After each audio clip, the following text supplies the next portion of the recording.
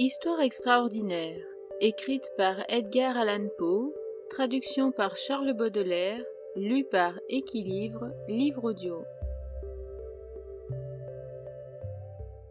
Le scarabée d'or. Suite.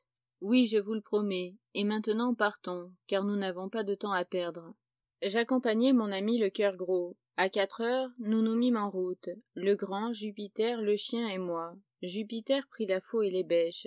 Il insista pour s'en charger, plutôt à ce qu'il me parut par crainte de laisser un de ses instruments dans la main de son maître que par excès de zèle et de complaisance.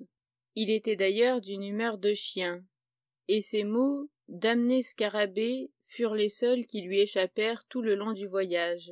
J'avais pour ma part la charge de 2 lanternes sourdes.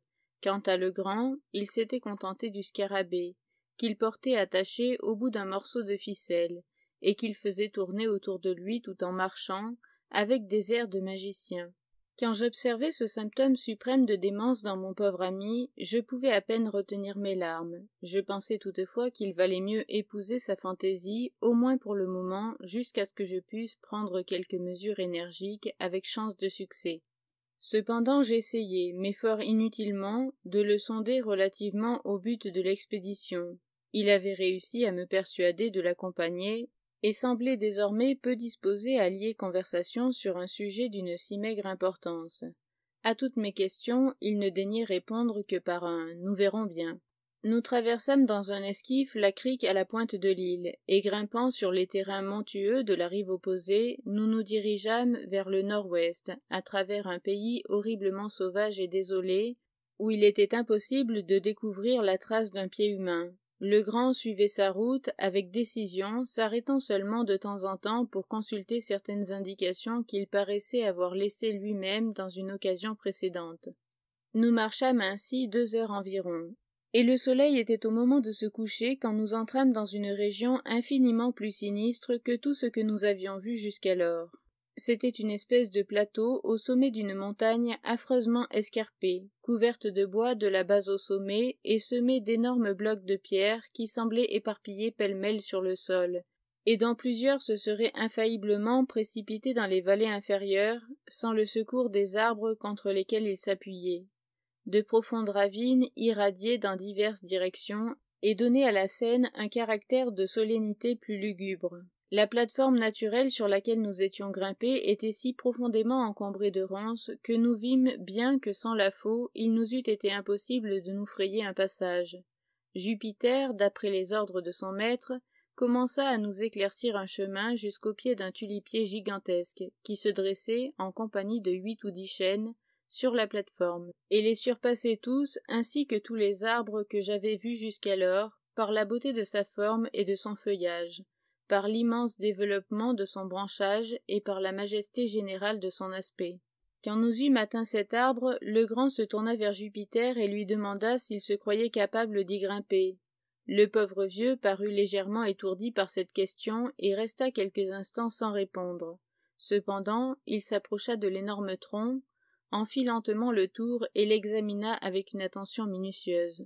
Quand il eut achevé son examen, il dit simplement « Oui, massa, Jup n'a pas vu d'arbre où il ne puisse grimper. » « Alors monte, allons, et rondement, car il fera bientôt trop noir pour voir ce que nous faisons. »« Jusqu'où faut-il monter, massa ?» demanda Jupiter. « Grimpe d'abord sur le tronc, et puis je te dirai quel chemin tu dois suivre. Ah, un instant, prends ce scarabée avec toi. »« Le scarabée, massa Will, le scarabée d'or » cria le nègre, reculant de frayeur. « Pourquoi donc faut-il que je porte avec moi ce scarabée sur l'arbre? Que je sois damné si je le fais. » Jup, si vous avez peur, vous, un grand nègre, un gros et fort nègre, de toucher à un petit insecte mort et inoffensif, eh bien, vous pouvez l'emporter avec cette ficelle. Mais si vous ne l'emportez pas avec vous d'une manière ou d'une autre, je serai dans la cruelle nécessité de vous fendre la tête avec cette bêche. Mon Dieu, qu'est-ce qu'il y a donc, massa, dit Jup, que la honte rendait évidemment plus complaisant. Il faut toujours que vous cherchiez noise à votre vieux nègre. C'est une farce, voilà tout. Moi, avoir peur du scarabée, je m'en soucie bien, du scarabée. Et il prit avec précaution l'extrême bout de la corde, et maintenant l'insecte aussi loin de sa personne que les circonstances le permettaient, il se mit en devoir de grimper à l'arbre. Dans sa jeunesse, le tulipier, ou l'Hyriodendron tulipiferum, le plus magnifique des forestiers américains, a un tronc singulièrement lisse et s'élève souvent à une grande hauteur, sans pousser de branches latérales. Mais quand il arrive à sa maturité, l'écorce devient rugueuse et inégale, et de petits rudiments de branches se manifestent en grand nombre sur le tronc. Aussi, l'escalade, dans le cas actuel, était beaucoup plus difficile en apparence qu'en réalité.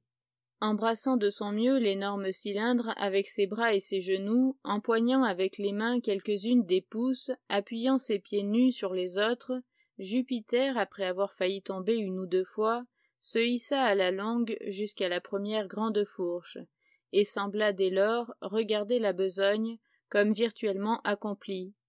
En effet, le risque principal de l'entreprise avait disparu, bien que le brave nègre se trouvât à 60 ou 70 pieds du sol.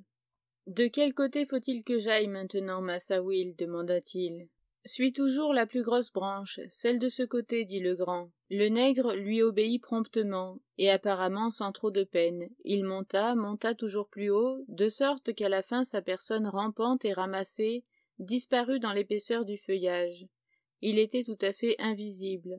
Alors sa voix lointaine se fit entendre. Il criait. « Jusqu'où faut-il monter encore ?»« À quelle hauteur es-tu » demanda le grand. « Si haut, répliqua le nègre, que je peux voir le ciel à travers le sommet de l'arbre. Ne t'occupe pas du ciel, mais fais attention à ce que je te dis. Regarde le tronc et compte les branches au-dessus de toi. De ce côté, combien de branches as-tu passé ? 1, 2, 3, 4, 5, j'ai passé 5 grosses branches, Massa, de ce côté-ci. Alors monte encore d'une branche. Au bout de quelques minutes, sa voix se fit entendre de nouveau. Il annonçait qu'il avait atteint la 7e branche. Maintenant, Jup, cria le grand en proie à une agitation manifeste, il faut que tu trouves le moyen de t'avancer sur cette branche aussi loin que tu pourras. Si tu vois quelque chose de singulier, tu me le diras. Dès lors, les quelques doutes que j'avais essayé de conserver relativement à la démence de mon pauvre ami disparurent complètement. Je ne pouvais plus ne pas le considérer comme frappé d'aliénation mentale, et je commençai à m'inquiéter sérieusement des moyens de le ramener au logis. Pendant que je méditais sur ce que j'avais de mieux à faire, la voix de Jupiter se fit entendre de nouveau. « J'ai bien peur de m'aventurer un peu loin sur cette branche. C'est une branche morte presque dans toute sa longueur. » « Tu dis bien que c'est une branche morte, Jupiter » cria le grand d'une voix tremblante d'émotion. « Oui, Massa, morte comme un vieux clou de porte. C'est une affaire faite, elle est bien morte, tout à fait sans vie. »« Au nom du ciel, que faire » demanda le grand qui semblait en proie à un vrai désespoir. « Que faire, dis-je, heureux de saisir l'occasion pour placer un mot raisonnable. Retournez au logis et nous aller coucher. Allons, venez. Soyez gentil, mon camarade. Il se fait tard, et puis souvenez-vous de votre promesse. »« Jupiter » criait-il sans m'écouter le moins du monde, « m'entends-tu » ?« Oui, Massa Will, je vous entends parfaitement. »« Entame donc le bois avec ton couteau, et dis-moi si tu le trouves bien pourri. »« Pourri, Massa, assez pourri, » répliqua bientôt le nègre, « mais pas aussi pourri qu'il pourrait l'être. Je pourrais m'aventurer un peu plus sur la branche, mais moi seul. »« Toi seul, qu'est-ce que tu veux dire ? » « Je veux parler du scarabée, il est bien lourd le scarabée. Si je le lâchais d'abord, la branche porterait bien sans casser le poids d'un nègre tout seul. »« Infernal coquin » cria le grand, qui avait l'air fort soulagé. « Quelle sottise me chantes-tu là ? Si tu laisses tomber l'insecte, je te tords le cou. Fais-y attention, Jupiter, tu m'entends, n'est-ce pas ? » ?»« Oui, Massa, ce n'est pas la peine de traiter comme ça un pauvre nègre. »« Eh bien, écoute-moi maintenant. Si tu te hasardes sur la branche, aussi loin que tu pourras le faire sans danger et sans lâcher le scarabée, je te ferai cadeau d'$1 d'argent aussitôt que tu seras descendu. »« J'y vais, Massa Will. »« M'y voilà, » répliqua lestement le nègre. « Je suis presque au bout. »« Au bout » cria le grand très radouci, « veux-tu dire que tu es au bout de cette branche ?»« Je suis bientôt au bout, Massa. »« Oh, oh, oh, Seigneur Dieu, miséricorde, qu'y a-t-il sur l'arbre ?» Eh bien, cria le grand au comble de la joie, qu'est-ce qu'il y a ? Et ce n'est rien qu'un crâne, quelqu'un a laissé sa tête sur l'arbre, et les corbeaux ont becqueté toute la viande. Un crâne, dis-tu ? Très bien, comment est-il attaché à la branche ? Qu'est-ce qui le retient ? Oh, il tient bien, mais il faut voir, ah, c'est une drôle de chose, sur ma parole, il y a un gros clou dans le crâne qui le retient à l'arbre. Bien, maintenant, Jupiter, fais exactement ce que je vais te dire, tu m'entends? Oui, Massa. Fais bien attention. Trouve l'œil gauche du crâne. Oh oh, voilà qui est drôle, il n'y a pas d'œil gauche du tout. Maudite stupidité. Sais-tu distinguer ta main droite de ta main gauche? Oui, je sais tout cela. Ma main gauche est celle avec laquelle je fends le bois. Sans doute tu es gaucher, et ton œil gauche est du même côté que ta main gauche. Maintenant, je suppose, tu peux trouver l'œil gauche du crâne, ou la place où était l'œil gauche. As-tu trouvé? Il y eut ici une longue pause. Enfin, le nègre demanda. L'œil gauche du crâne est aussi du même côté que la main gauche du crâne? Mais le crâne n'a pas de main du tout. Cela ne fait rien, j'ai trouvé l'œil gauche. Voilà l'œil gauche, que faut-il faire maintenant? Laisse filer le scarabée à travers aussi loin que la ficelle peut aller, mais prends bien garde de lâcher le bout de la corde. Voilà qui est fait, Massa Will. C'était chose facile de faire passer le scarabée par le trou. Tenez, voyez-le descendre. Pendant tout ce dialogue, la personne de Jupiter était restée invisible, mais l'insecte qu'il laissait filer apparaissait maintenant au bout de la ficelle, et brillait comme une boule d'or brunie au dernier rayon du soleil couchant, dont quelques-uns éclairaient encore faiblement l'éminence où nous étions placés. Le scarabée, en descendant, émergeait des branches, et si Jupiter l'avait laissé tomber, il serait tombé à nos pieds. Le grand prit immédiatement la faux et éclaircit un espace circulaire de 3 ou 4 yards de diamètre, juste au-dessous de l'insecte, et ayant achevé cette besogne, ordonna à Jupiter de lâcher la corde et de descendre de l'arbre. Avec un soin scrupuleux, mon ami enfonça dans la terre une cheville à l'endroit précis où le scarabée était tombé, et tira de sa poche un ruban à mesurer. Il l'attacha par un bout à l'endroit du tronc de l'arbre qui était le plus près de la cheville, le déroula jusqu'à la cheville et continua ainsi à le dérouler dans la direction donnée par ces 2 points, la cheville et le tronc, jusqu'à la distance de 50 pieds. Pendant ce temps, Jupiter nettoyait les ronces avec la faux. Au point ainsi trouvé, il enfonça une seconde cheville, qu'il prit comme centre et autour duquel il décrivit grossièrement un cercle de 4 pieds de diamètre environ. Il s'empara alors d'une bêche et en donna une à Jupiter, une à moi, et nous pria de creuser aussi vivement que possible. Pour parler franchement, je n'avais jamais eu beaucoup de goût pour un pareil amusement, et dans le cas présent, je m'en serais bien volontiers passé, car la nuit s'avançait, et je me sentais passablement fatigué de l'exercice que j'avais déjà pris. Mais je ne voyais aucun moyen de m'y soustraire, et je tremblais de troubler par un refus la prodigieuse sérénité de mon pauvre ami. Si j'avais pu compter sur l'aide de Jupiter, je n'aurais pas hésité à ramener par la force notre fou chez lui.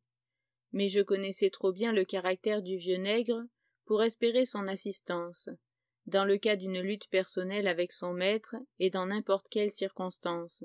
Je ne doutais pas que le grand eût le cerveau infecté de quelqu'une des innombrables superstitions du Sud relatives aux trésors enfouis, et que cette imagination n'eût été confirmée par la trouvaille du scarabée, ou peut-être même par l'obstination de Jupiter à soutenir que c'était un scarabée d'or véritable.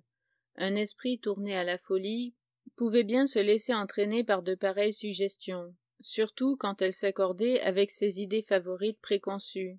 Puis je me rappelai le discours du pauvre garçon relativement au scarabée, indice de sa fortune. Par-dessus tout, j'étais cruellement tourmenté et embarrassé, mais enfin je résolus de faire contre mauvaise fortune bon cœur, et bêcher de bonne volonté, pour convaincre mon visionnaire le plus tôt possible par une démonstration oculaire de l'inanité de ses rêveries. Nous allumâmes les lanternes et nous attaquâmes notre besogne avec un ensemble et un zèle dignes d'une cause plus rationnelle, et comme la lumière tombait sur nos personnes et nos outils, je ne pus m'empêcher de songer que nous composions un groupe vraiment pittoresque, et que si quelques intimes étaient tombés par hasard au milieu de nous, nous lui serions apparus comme faisant une besogne bien étrange et bien suspecte. Nous creusâmes ferme 2 heures durant, nous parlions peu. Notre principal embarras était causé par les aboiements du chien qui prenait un intérêt excessif à nos travaux. À la longue, il devint tellement turbulent que nous craignîmes qu'il ne donnât l'alarme à quelque rôdeur du voisinage, ou plutôt c'était la grande appréhension de Legrand, car pour mon compte je me serais réjoui de toute interruption qui m'aurait permis de ramener mon vagabond à la maison. À la fin, le vacarme fut étouffé, grâce à Jupiter, qui s'élançant hors du trou avec un air furieusement décidé, musela la gueule de l'animal avec une de ses bretelles, et puis retourna à sa tâche avec un petit rire de triomphe très grave. Les 2 heures écoulées, nous avions atteint une profondeur de 5 pieds, et aucun indice de trésor ne se montrait. Nous fîmes une pause générale, et je commençai à espérer que la farce touchait à sa fin. Cependant, le grand, quoique évidemment très déconcerté, s'essuya le front d'un air pensif et reprit sa bêche. Notre trou occupait déjà toute l'étendue du cercle de 4 pieds de diamètre. Nous entamâmes légèrement cette limite, et nous creusâmes encore de 2 pieds. Rien n'apparut. Mon chercheur d'or, dont j'avais sérieusement pitié, sauta enfin du trou avec le plus affreux des appointements écrits sur le visage, et se décida, lentement et comme à regret, à reprendre son habit qu'il avait ôté avant de se mettre à l'ouvrage. Pour moi, je me gardais bien de faire aucune remarque. Jupiter, à un signal de son maître, commença à rassembler les outils. Cela fait, et le chien étant démuselé, nous reprîmes notre chemin dans un profond silence. Nous avions peut-être fait une 12aine de pas, quand le grand, poussant un terrible juron, sauta sur Jupiter et l'empoigna au collet. Le nègre, stupéfait, ouvrit les yeux et la bouche dans toute leur ampleur, lâcha les bêches et tomba sur les genoux. « Scélérat » criait le grand en faisant siffler les syllabes entre ses dents. « Infernal noir, gredin de noir, parle, te dis-je. Réponds-moi à l'instant, et surtout, ne prévarique pas. Quel est ton œil gauche? Ah, miséricorde, massa Will. N'est-ce pas là, pour sûr, mon œil gauche? Rugissait Jupiter, épouvanté, plaçant sa main sur l'organe droit de la vision, et l'y maintenant avec l'opiniâtreté du désespoir, comme s'il eût craint que son maître ne voulût le lui arracher. Je m'en doutais, je le savais bien, hurrah, vociféra le grand, en lâchant le nègre et en exécutant une série de gambades et de cabrioles, au grand étonnement de son domestique, qui, en se relevant, promenait sans mot dire ses regards de son maître à moi et de moi à son maître. « Allons, il nous faut retourner, dit celui-ci, la partie n'est pas perdue. » Et il reprit son chemin vers le tulipier. « Jupiter, dit-il, quand nous fûmes arrivés au pied de l'arbre, viens ici. Le crâne est-il clouté à la branche avec la face tournée à l'extérieur ou tournée contre la branche? La face est tournée à l'extérieur, massa, de sorte que les corbeaux ont pu manger les yeux sans aucune peine. Bien, alors, est-ce par cet œil-ci ou par celui-là que tu as fait couler le scarabée? » Et le grand touchait alternativement les 2 yeux de Jupiter. « Par cet œil-ci, massa, par l'œil gauche, juste comme vous me l'aviez dit. » Et c'était encore son œil droit qu'indiquait le pauvre nègre. « Allons, allons, il nous faut recommencer. » Alors mon ami, dans la folie duquel je voyais maintenant ou croyais voir certains indices de méthode, reporta la cheville qui marquait l'endroit où le scarabée était tombé, à 3 pouces vers l'ouest de sa première position, étalant de nouveau son cordeau, du point le plus rapproché du tronc jusqu'à la cheville, comme il l'avait déjà fait, et continuant à l'étendre en ligne droite jusqu'à une distance de 50 pieds. Il marqua un nouveau point éloigné de plusieurs yards de l'endroit où nous avions précédemment creusé. Autour de ce nouveau centre, un cercle fut tracé, un peu plus large que le premier, et nous nous mîmes, de rechef, à jouer de la bêche. J'étais effroyablement fatigué. Mais sans me rendre compte de ce qui occasionnait un changement dans ma pensée, je ne sentais plus une aussi grande aversion pour le labeur qui m'était imposé. Je m'y intéressais inexplicablement. Je dirais plus, je me sentais excité. Peut-être y avait-il dans toute l'extravagante conduite de Legrand un certain air délibéré, une certaine allure prophétique qui m'impressionnait moi-même.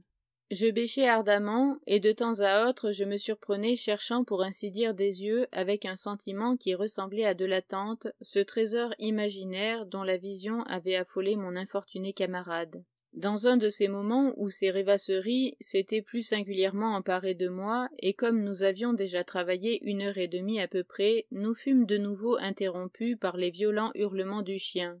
Son inquiétude, dans le premier cas, n'était évidemment que le résultat d'un caprice, ou d'une gaieté folle, mais cette fois elle prenait un ton plus violent, et plus caractérisé.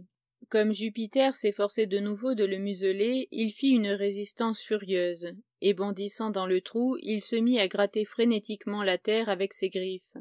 En quelques secondes, il avait découvert une masse d'ossements humains, formant 2 squelettes complets et mêlés de plusieurs boutons de métal, avec quelque chose qui nous parut être de la vieille laine pourrie et émiettée.